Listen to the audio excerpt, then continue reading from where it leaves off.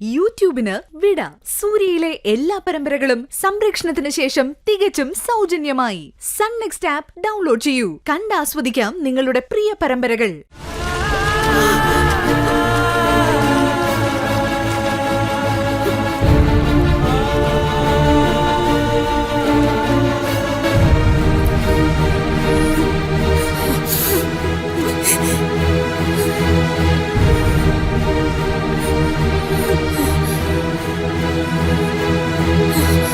അർജുനിപ്പോ എങ്ങനെയുണ്ട്? കുഴപ്പമൊന്നുമില്ല. ഞാൻ ഇപ്പൊ കേറി കണ്ടതേ ഉള്ളൂ.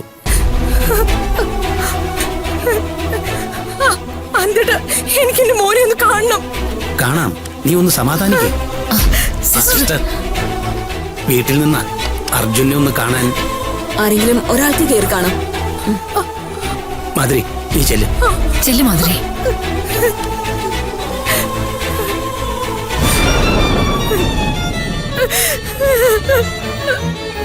അയ്യോ മോനെ,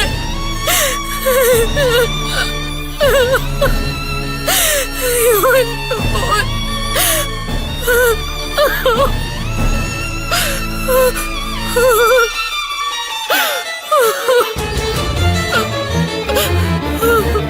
അയ്യോ എന്റെ മോൻ.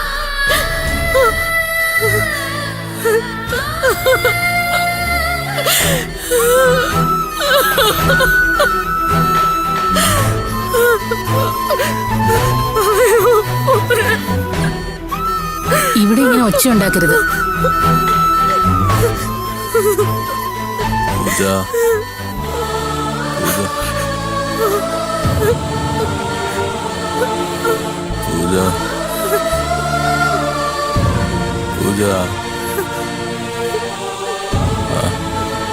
ഇടയ്ക്കിടയ്ക്ക് ഇങ്ങനെ വൈഫിനെ കുറിച്ച് അന്വേഷിക്കുന്നുണ്ട്. ആ കുട്ടിയെ കുറിച്ച് എന്തെങ്കിലും വിവരം കിട്ടിയോ?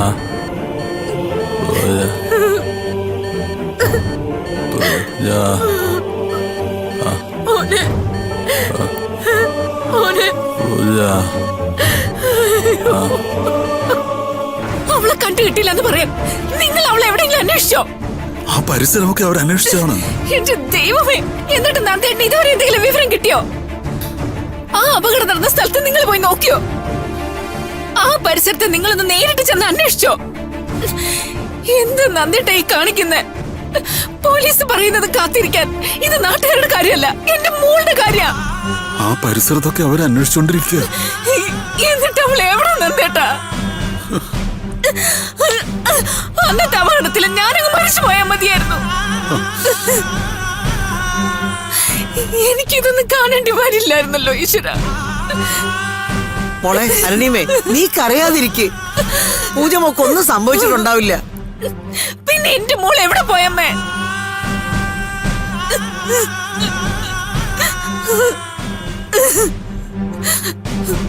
എനിക്ക് ഒരു കാര്യം അറിയണ്ടു.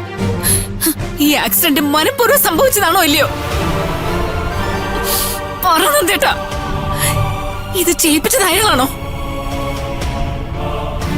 ആണോന്ന്? ആ കമ്മീഷനാണോ ഇത് ചെയ്യിപ്പിച്ചത്?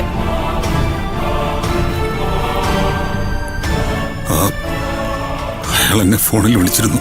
എങ്കി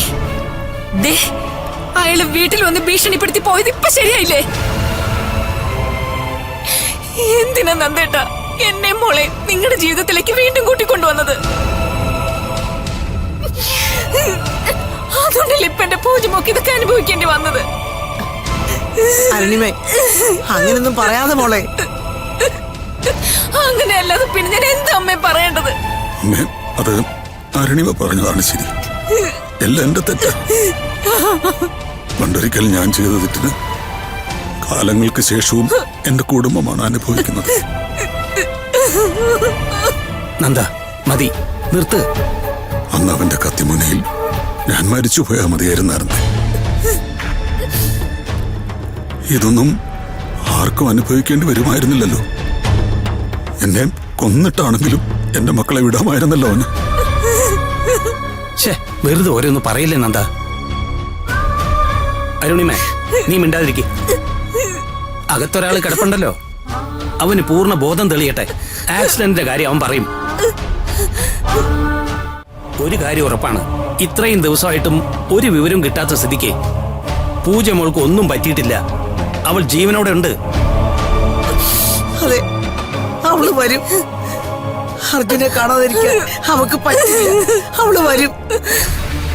ഇനി ആരെങ്കിലും അവളെ തടഞ്ഞു വെച്ചിരിക്കുകയാണെങ്കിൽ തന്നെ അവള് വരും. മോളെ, മോളെ, കരയാതെ.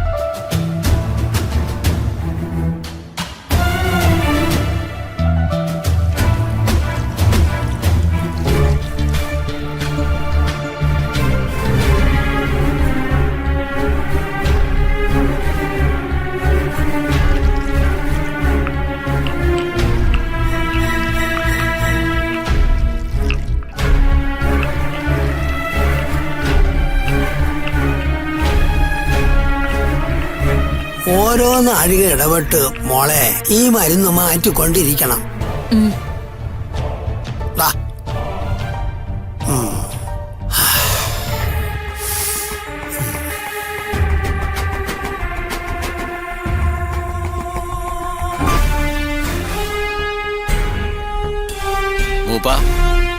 ലക്ഷണം കണ്ടിട്ടേ നാളെ ആവുമ്പോഴേക്ക് ബോധം തെളിയേണ്ടതാണ്. മട്ടും പാവം കാണുമ്പോ ഏതോ വലിയ വീട്ടിലെ കുട്ടിയാണെന്നാ തോന്നുന്നേ. എന്താ ഏതാന്നൊക്കെ അറിയണമെങ്കിലേ ആള് കണ്ണു തുറക്കാതെ പറ്റില്ലല്ലോ. നമുക്ക് നോക്കാം. ഫോറസ്റ്റുകാരോട് പറയണോ മൂപ്പ? വരട്ടെ. എന്തായാലും ഈ സമയത്ത് ഇവിടെ നിന്ന് മാറ്റുന്നത് നല്ലതല്ല. ഇപ്പോഴത്തെ ചികിത്സയിൽ ശരീരം പ്രതികരിക്കുന്നുണ്ട്. നമുക്ക് നാളെ വരെ നോക്കാം.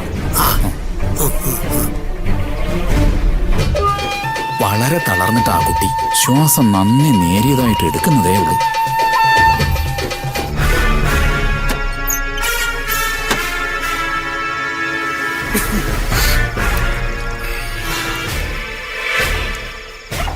താൻ ഞാൻ വിചാരിച്ചതിനേക്കാളും വലിയ പുള്ളിയാ കേട്ടോടാ പോലീസ്.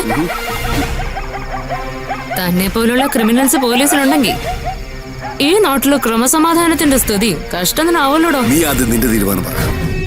എന്നെ കുറിച്ചുള്ള നിന്റെ സർട്ടിഫിക്കറ്റ് വാങ്ങാൻ വേണ്ടിയിട്ടല്ല ഞാൻ നിന്നെ തേടി വന്നേ.